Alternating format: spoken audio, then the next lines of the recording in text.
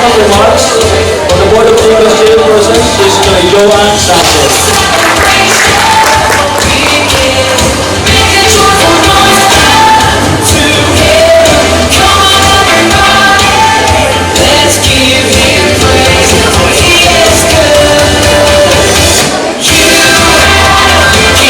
Good evening to all of you.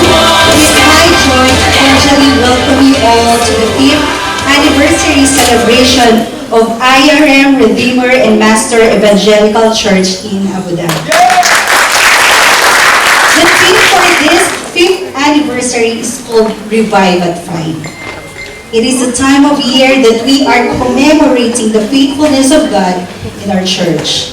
As the year of the Lord has continued to pass, we have seen that the ministry of the church was meant to thrive, not just to survive.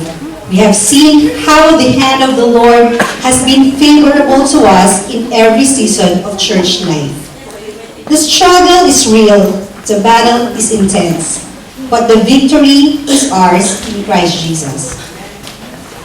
It is amazing to realize how the Lord has empowered us when we challenge to move out from our comfort zones and to move forward to where He leads us, to what He wants us to fulfill, and to how He wants us to do things according to His ways.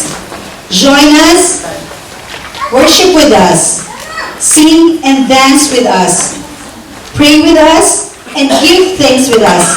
Because this evening is about the Lord, the reason why we sing, worship, pray, and celebrate. So all our guests who are first-timer to this kind of gathering, we thank you for coming tonight. We know this is not an accident, but indeed a part of God's wonderful plan in your life.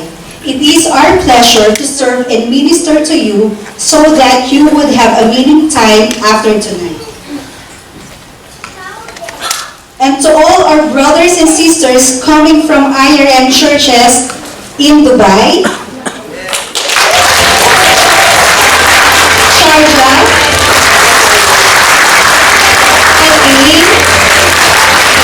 and to PGSIM.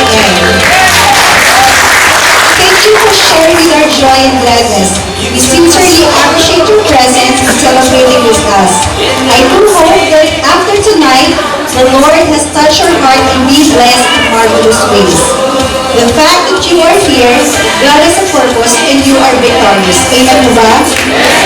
This is John Sanchez. Welcome you with all my heart.